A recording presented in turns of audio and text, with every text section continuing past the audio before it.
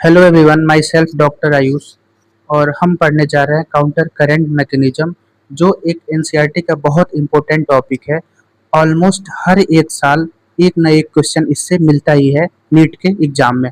तो चलो हम पढ़ते हैं बिल्कुल बेसिक से। देखो, काउंटर का मतलब होता है काउंटर का मतलब होता है अपोजिट, और करंट का मतलब होता है फ्लो, अपोजिट फ्लो। तो सर अपोजिट फ्लो कैसे होता है? देखो, हमारा जो फिल्ट्रेट आ रहा है ये डिसेंडिंग लूप ऑफ हेनले से ऐसे आ रहा है, और असेंडिंग लूप ऑफ हेनले से ऐसे जा रहा है। तो सर अपोजिट फ्लो हो गया ना, तो इसको बोलते हैं अपोजिट फ्लो। अब देखो सर, ये मैकेनिज्म क्यों होता है? ये मैकेनिज्म है यूरिन को कंसंट्रेट करने का। कैसे? कॉर्टेक्स में ऑस्मोलिटी होती है 300 और मेडुला में ऑस्मोलिटी होती है 1200। तो हमारा यूरिन जो है ऑलमोस्ट 4 टाइम कंसंट्रेट हो गया। तो एक कैसे मैकेनिज्म चलता है इसको मैं बताऊंगा, पर अभी तुम याद रखो कि ये मैकेनिज्म किस लिए है। यूरिन कंसंट्रेशन की मैकेनिज्म है। इसमें लूप ऑफ हेनले एंड और वासा रेक्टा का इंपॉर्टेंट रोल होता है। अब देखो, जो कंसंट्रेशन ग्रेडियंट डेवलप होता है NaCl और यूरिया की वजह से होता है। ये कंसंट्रेशन ग्रेडियंट क्या होता है, कैसे डेवलप होता है, अब मैं तुम्हें बता रहा हूँ। तो मैकेनिज्म समझने के लिए तुम्हें सबसे पहले फोकस करना होगा असेंडिंग लूप ऑफ हेनले पे। कहाँ पे? असेंडिंग लूप ऑफ हेनले पे। देखो, असेंडिंग लूप ऑफ हेनले जो है NaCl के लिए परमिएबल होता है। किसके लिए सर? NaCl के लिए। और देखो, दो बात तुमको याद रखना है। जो पानी की फितरत होती है ना, वो हमेशा ज्यादा कंसंट्रेशन की ओर खींचा चला आता है।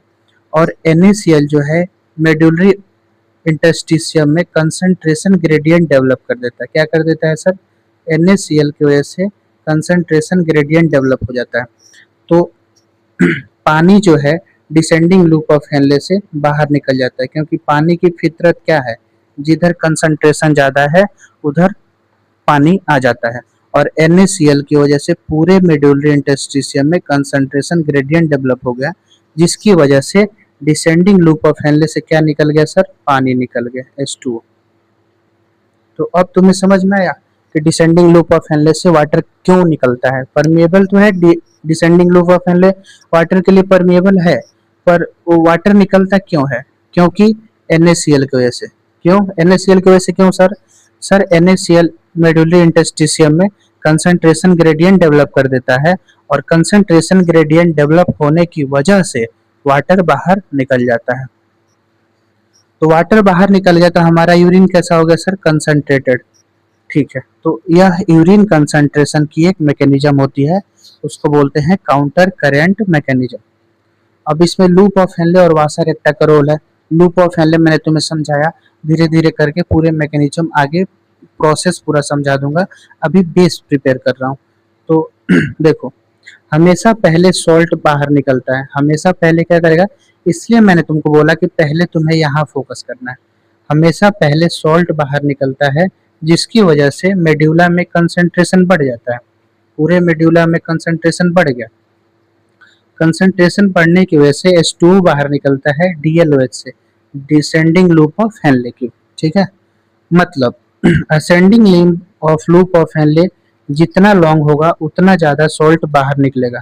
जितना असेंडिंग वाला पार्ट लूप ऑफ हेनले का लॉन्ग होगा उतना सॉल्ट बाहर निकलेगा, और जितना सॉल्ट बाहर निकलेगा उतना कंसंट्रेशन ग्रेडियंट डेवलप होगा, और उतना ज्यादा H2O बाहर निकलेगा।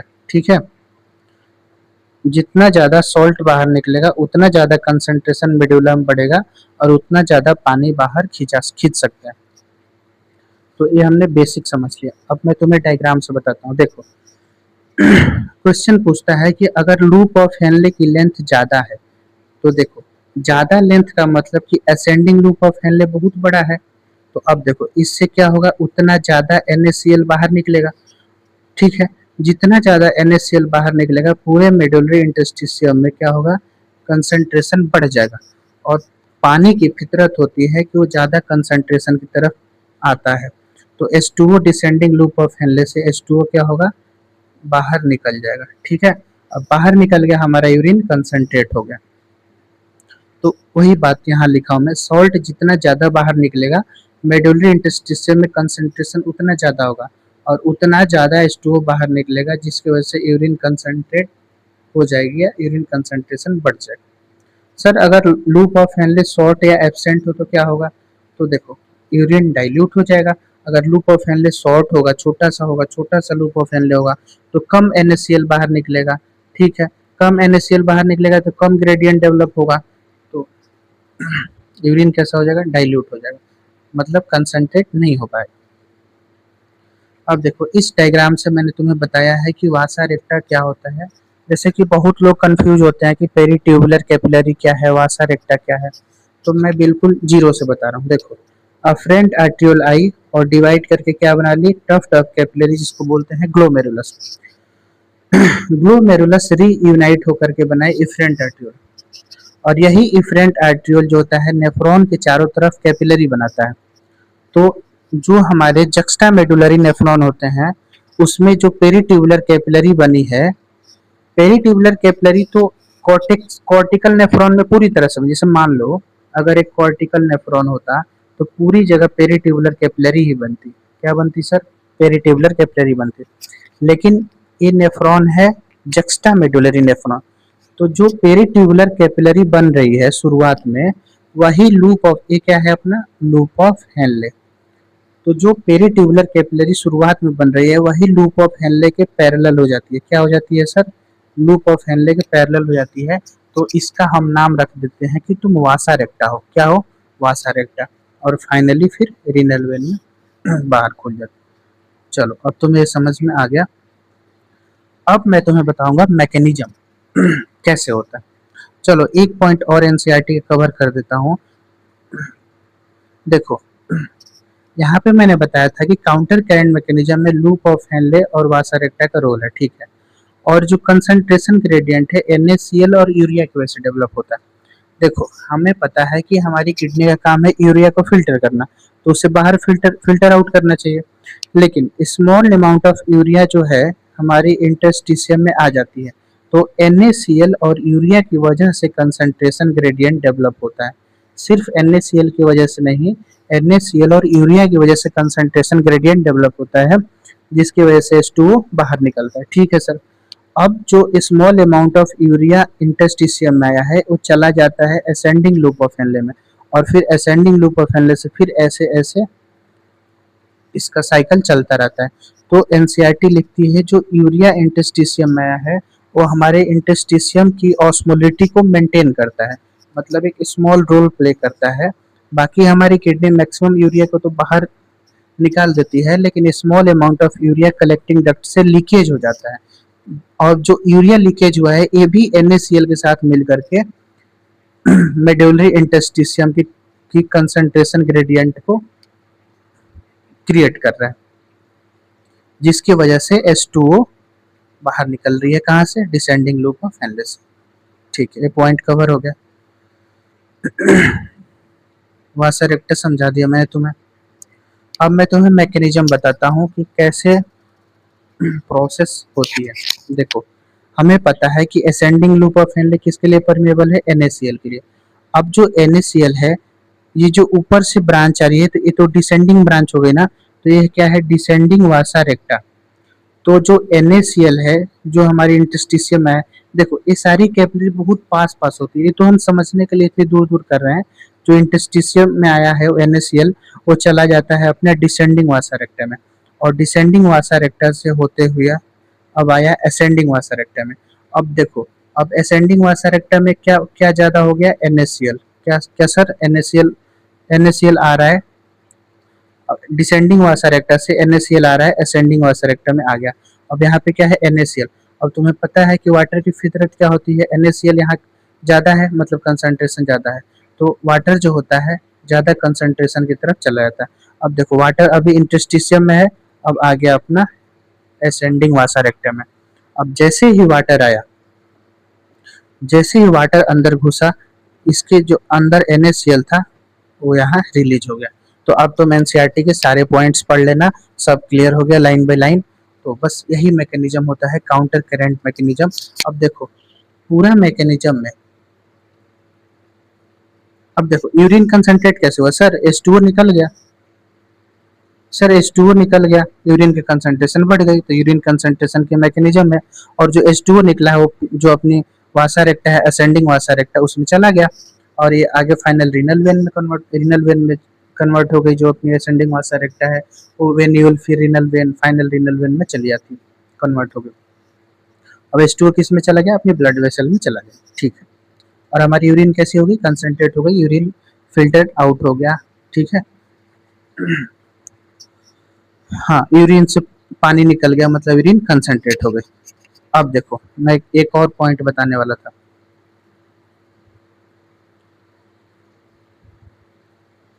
हाँ, देखो सर अपोजिट फ्लो, देखो यहाँ भी अपोजिट फ्लो है, यहाँ भी अपोजिट फ्लो है, तो इसी को जो बोलते हैं काउंटर करेंट मैकेनिज्म।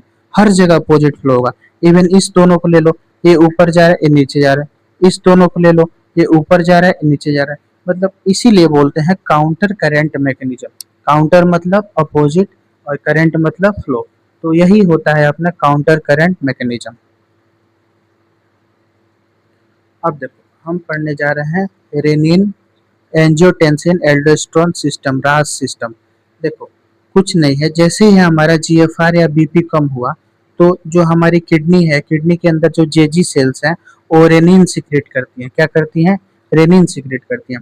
अब देखो एंजियोटेंसिनोजन जो होता है लीवर सिक्रेट करता है, कौन, लीवर।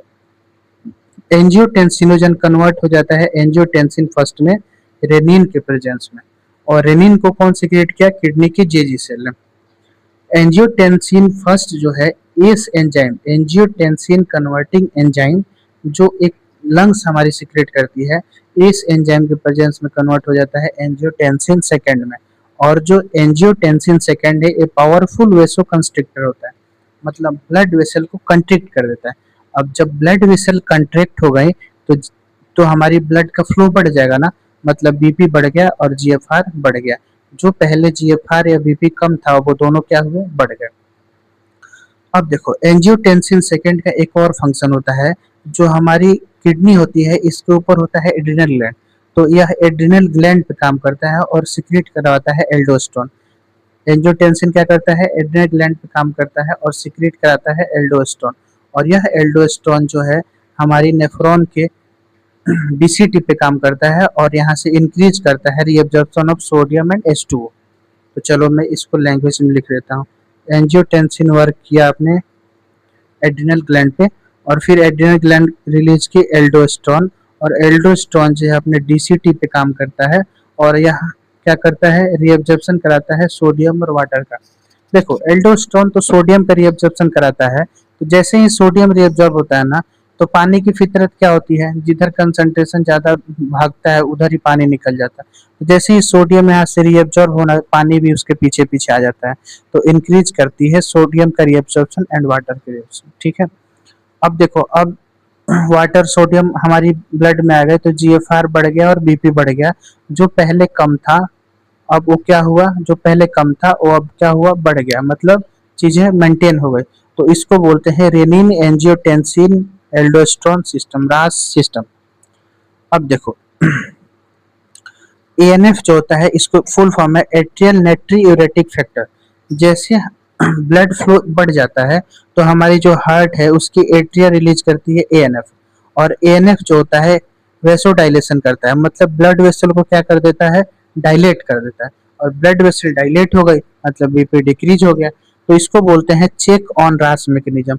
एएनएफ क्या करता है, रास को चेक करता है, ठीक है, मतलब उसके एंटागोनिस्टिक काम कर रहा है ना। रास कब काम कर रहा था, जब जीएफआर या बीपी कम हुआ था, और एएनएफ कब काम कर रहा है, जब बीपी बढ़ गया है या जीएफआर बढ़ गया है या ब्लड फ्लो बढ़ गया है। तो एक एक दूसरे के उल्टा काम करते हैं, इसलिए बोला जाता है जो एएनएफ होता है चेक ऑन रास मैकेनिज्म।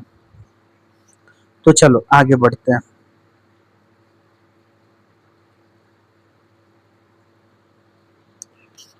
अब देखो हमारे कुछ टॉपिक्स रिमेनिंग रह गए हैं, जिसको हम फाइनली कवर करा देते हैं, देन हम सम अप कर देंगे, लेक्चर सम अप हो जाएगा। देखो अब कुछ ऑर्गन्स हैं, rules of the other organ in excretion.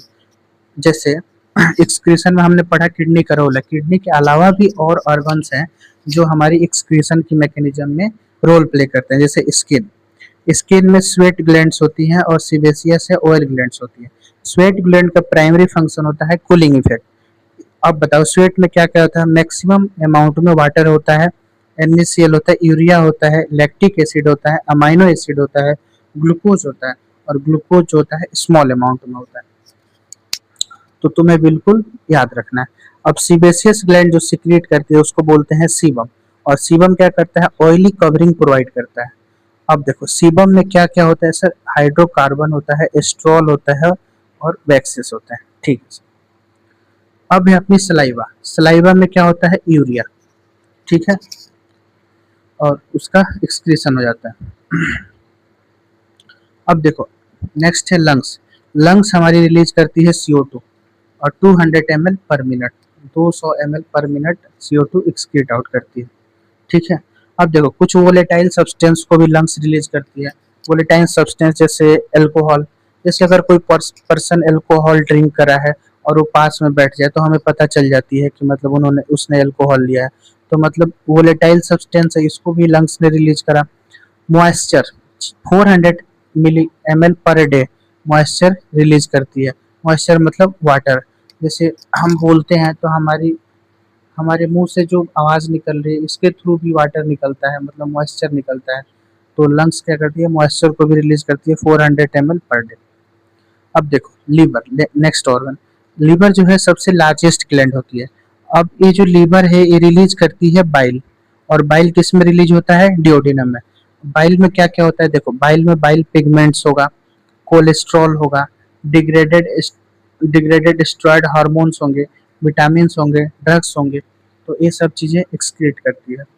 तो रोल्स तो में समझ आ गया अदर ऑर्गन इन एक्सक्रीशन। अब हम पढ़ लेते हैं हेमोडायलिसिस क्या होता है। तो देखो ये अपने किसी पेशेंट का हैंड है। ठीक है। अब हम क्या करेंगे?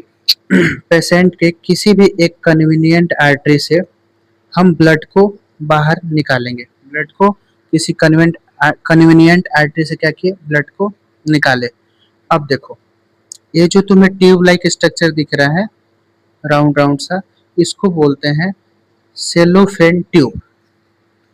तो हम जैसे ही ब्लड बाहर निकाले तो ब्लड में कोगुलेशन की प्रॉपर्टी होती है। तो ब्लड कोगुलेट ना हो इसलिए हम इसमें एंटी कोगुलेंट मिला देंगे, जैसे हिपेरिन। जैसे मान लो हम हिपेरिन कुछ अमाउंट में मिला दिया, ठीक है, अब ब्लड में कोगुलेशन नहीं होगा। अब देखो अब ब्लड आ रहा है, अब इस ब्लड में क्या है? अपना नाइट्रोजनस वेस्ट है। क्या है इस ब्लड में? क्या है? एक मिनट, इस ब्लड में क्या प्रेजेंट है बेटा? नाइट्रोजनस वेस्ट, जैसे यूरिया। अब हम चाहते हैं कि इस नाइट्रोजनस वेस्ट को बाहर निकाल दिया जाए। तो अब देखो ब्लड आ गया, अब सेलोफेन ट्यूब में आया, सेलोफेन ट्यूब में आ गया। तो इसमें हम साइड से हम लगाते हैं एक डायलाइजिंग फ्लूइड। डायलाइजिंग फ्लूइड का एक बॉक्स बनाते हैं और इसमें डालते हैं डायलाइजिंग फ्लूइड। अब ये जो डायलाइजिंग फ्लूइड है वो पेशेंट के जो ब्लड में प्लाज्मा है उसी के कंपोजिशन का होता है, लेकिन इसमें नाइट्रोजनस वेस्ट एब्सेंट होता है। तो देखो हम जैसे मान लो डायलाइजिंग फ्लूइड डाले, अब वो डायलाइजिंग फ्लूइड आ रहा है, आते आते आप हम यहाँ से नीचे से कलेक्ट कर लेंगे। तो अब इस डायलाइजिंग फ्लूइड में नाइट्रोजनस वेस्ट नहीं है। क्या नहीं है? नाइट्रोजनस वेस्ट नहीं है। और जो ब्लड आ रही है ट्यूब में उसमें नाइट्रोजनस वेस्ट है। तो इसमें नाइट्रोजनस वेस्ट नहीं है इस डायलाइजिंग फ्लूइड में, ठीक है सर, और इसमें नाइट्रोजनस वेस्ट है। तो जो नाइट्रोजनस वेस्ट है वो डिफ्यूजन के थ्रू इस फ्लूइड के साथ साथ नीचे आ जाएगी और हम कलेक्ट करके बाहर कर लेंगे। तो तुम्हें समझ में आया कि नाइट्रोजनस वेस्ट कैसे हम छान लेते हैं? जो हमारी किडनी का फंक्शन थी यूरिया को रिमूव करना या नाइट्रोजनस वेस्ट को रिमूव करना, हम कैसे आर्टिफिशियल किडनी बना करके उस यूरिया को रिमूव कर लिए। तो अब देखो डायलाइजिंग फ्लूइड का कंपोजिशन कैसा था? सेम एज प्लाज्मा, बस उसमें नाइट्रोजनस वेस्ट क्या था? एब्सेंट था। तो एब्सेंट था तो नाइट्रोजनस वेस्ट डिफ्यूजन के थ्रू आ गया उस फ्लूइड में और हम उसको बाहर निकाल दिए। अब देखो ये जो सेलोफेन ट्यूब होता है इसमें आरबीसी, डब्ल्यूबीसी और प्लेटलेट्स इससे बाहर नहीं निकलते हैं। क्यों नहीं निकलते हैं सर? अगर आरबीसी डब्ल्यूबीसी प्लेटलेट्स निकल जाएंगे तो फिर काहे का ब्लड? ठीक है, तो इसको हमें नहीं निकालना है। तो ऐसी चीजें सिस्टम बनाई जाती है जिससे ना निकले। इसका साइज, पोर साइज चीजें होती हैं। तो इतना तो हमें नहीं समझना है, बस मेथड समझ ले। अब देखो, अब अपना ब्लड प्यूरिफाई हो गया। अब देखो, जितना अमाउंट में हम हिपेरिन डाले हैं, इसको नलीफाई करने के लिए उतना अमाउंट में एंटी हिपेरिन डाल देंगे। फिर एक चीज है, उसका जो नलीफाई हो गया, जितना हिपेरिन डाले थे उतना एंटी हिपेरिन मिला देंगे, तो चीजें नलीफाई हो गई। और फिर हम क्या करेंगे, वेंस के थ्रू उसको वापस बॉडी में डाल देंगे। और ये प्रोसेस बार बार करना पड़ता है, इसलिए आधी जिंदगी हॉस्पिटल में निकल जाती है। अब देखो, माल फंक्शन ऑफ किडनी। ठीक है, अगर किडनी में कुछ गड़बड़ी हो जाए तो reduced RBC production, erythropoietin hormone की कमी हो जाती है, क्योंकि एरिथ्रोपोएटिन हार्मोन किडनी रिलीज करती है। तो एरिथ्रोपोएसिस नहीं होगा, और एरिथ्रोपोएसिस नहीं होगा तो आरबीसी का प्रोडक्शन नहीं होगा, क्योंकि एरिथ्रोपोएसिस क्या होता है, आरबीसी का प्रोडक्शन, और एरिथ्रोपोएटिन उस प्रोडक्शन में हेल्प करता है, जो एक हार्मोन होता है। ठीक है, active form of vitamin D calcitriol. अब देखो, किडनी जो होता है वो विटामिन डी को एक्टिव करता है, और विटामिन डी का एक्टिव फॉर्म होता है कैल्सिट्रायोल। और किडनी में ही मेल फंक्शन हो गई है तो कैल्सिट्रायोल कम बनेगा, और कैल्सिट्रायोल कम बनेगा तो reduced reabsorption of calcium ion from GIT. तो हमारी जीआईटी से कैल्शियम आयन का रीअब्जॉर्प्शन कम होगा। अब तुम्हें समझ आ गया। अब एक लास्ट टॉपिक है अपना, ऑस्मो रेगुलेशन। देखो, जैसे मान लो अगर कोई पर्सन है, उसकी बॉडी में वाटर की कमी हुई। ठीक है, जैसे ही वाटर की कमी हुई, उसके ब्लड की ऑस्मोलरिटी क्या होती है, बढ़ जाती है। अब देखो, जो हमारा हाइपोथैलेमस है उस पे है थर्स्ट सेंटर। अब जो हाइपोथैलेमस के पास ऑस्मो रिसेप्टर है वो एक्टिवेट हो जाते हैं, और थर्स्ट सेंटर को भी एक्टिवेट कर देते हैं। ठीक है, जिसकी वजह से जो पोस्टीरियर पिट्यूटरी है, वो पोस्टीरियर पिट्यूटरी एडीएच हार्मोन को रिलीज कर देती है। देखो, एडीएच हार्मोन बनता तो हाइपोथैलेमस में है, लेकिन हाइपोथैलेमस के आदेश के अनुसार एडीएच ऑर्डर, हाइपोथैलेमस ऑर्डर देता है कि एडीएच को तुम रिलीज करो। किसको ऑर्डर देता है, पोस्टीरियर पिट्यूटरी को, और एडीएच रिलीज हो जाता है। एडीएच को और क्या बोलते हैं, वेसोप्रेसिन। अब एडीएच रिलीज हुआ, और एडीएच का हमें पता है कि साइट क्या होता है, हमारा जो डीसीटी है, डीसीटी और अपना कलेक्टिंग डक्ट। अब एडीएच डीसीटी और कलेक्टिंग डक्ट पे काम किया, और वहां से वाटर को रीअब्जॉर्ब कर लिया, और सारे वाटर रीअब्जॉर्ब होकर के कहाँ चले गए, पेरिट्यूलर कैपिलरी में। तो अब देखो, वाटर की कमी थी और ब्लड में वाटर की कमी फुलफिल हो गई। अब वाटर रीअब्जॉर्ब हो गए, मतलब फिल्ट्रेट में जो जो फिल्ट्रेट बन रहा है, फाइनली जो यूरिन में कन्वर्ट हो रहा है, वो यूरिन में वाटर की कमी हो जाएगी। इसलिए प्रिवेंट डायूरेसिस, डायूरेसिस कम होगा, मतलब यूरिन कम निकलेगा। ठीक है, यूरिनेशन कम होगा, तो क्या होगा, मतलब डायूरेसिस प्रिवेंट हो गई। बार बार यूरिनेशन होता था, वो प्रिवेंट हो गया, ताकि वाटर लॉस बच सके, मतलब प्रिवेंट हो गया डायूरेसिस। तो इसी के साथ अपना चैप्टर कंप्लीट हुआ। एनसीईआरटी के सारे पॉइंट्स कवर हुए, और तुम अब एनसीईआरटी पढ़ लेना, तुम्हें बिल्कुल समझ आएगा, क्योंकि मैंने